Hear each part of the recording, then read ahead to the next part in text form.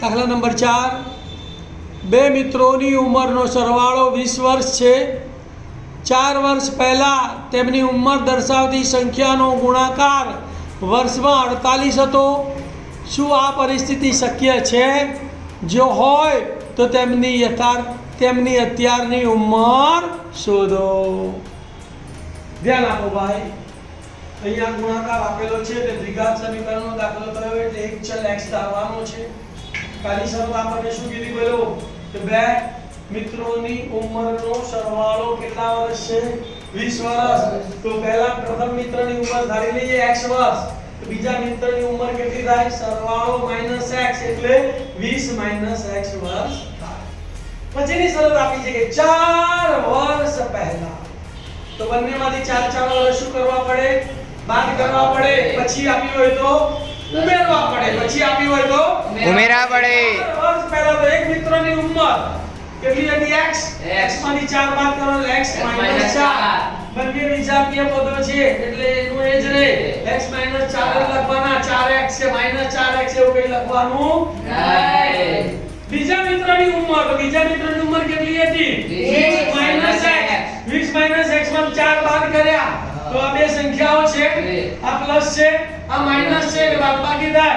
20 માંથી 4 જાય તો 16. મોટી સંખ્યા પ્લસ એટલે 16 - x.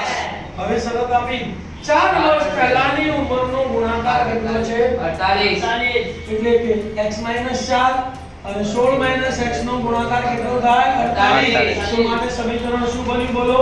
x - 4 ગુણ્યા 16 - x બરાબર 48. સમીકરણનું સાદુરૂપ આપીએ તો x ગુણ્યા બીજો કૌંસ -4 ગુણ્યા બીજો કૌંસ બરાબર 48. એટલે કે x ગુણ્યા 16 - x પછી -4 ગુણ્યા 16 - x બરાબર 48.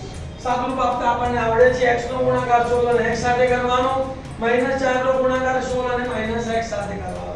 તો x ગુણ્યા 16 એટલે 16x, x ગુણ્યા -x એટલે -x², -4 ગુણ્યા 16 એટલે 16 ચોક 64 -64, -4 ગુણ્યા -x એટલે +4x બરાબર ના બરાબર 48 ના 48.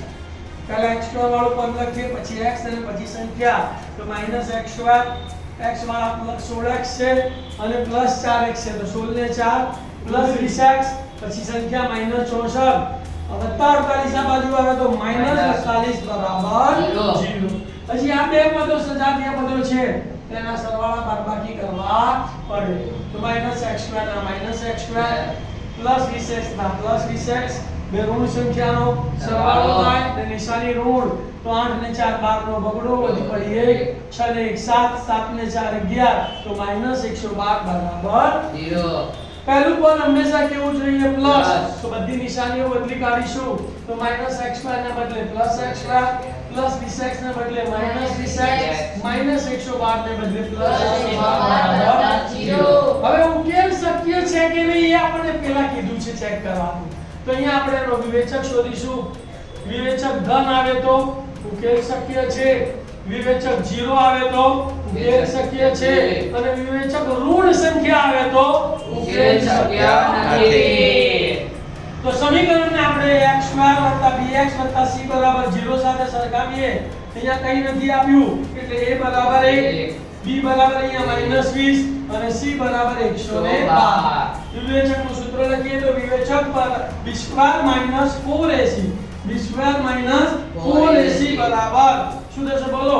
b ની જગ્યાએ -20 નો વર્ગ ઓછાના ઓછા 4 ના 4 એની જગ્યાએ ગુણ્યા 1 અને c ની જગ્યાએ ગુણ્યા 112. માઈનસ નો વર્ગ પ્લસ ને 20 નો વર્ગ 400 એટલે +400 -4 એકા 112 ગુણ્યા 4 કરીએ તો 4 એકાનું ઘડિયું આપણને આવડે છે 4 2 8, 4 એકા 4 અને 4 એકા 448 આયા. 400 માંથી 448 બાદ થાય તો -48 -48 <0 એટલે કે ઋણ છે માટે ઉકેલ શક્ય નથી.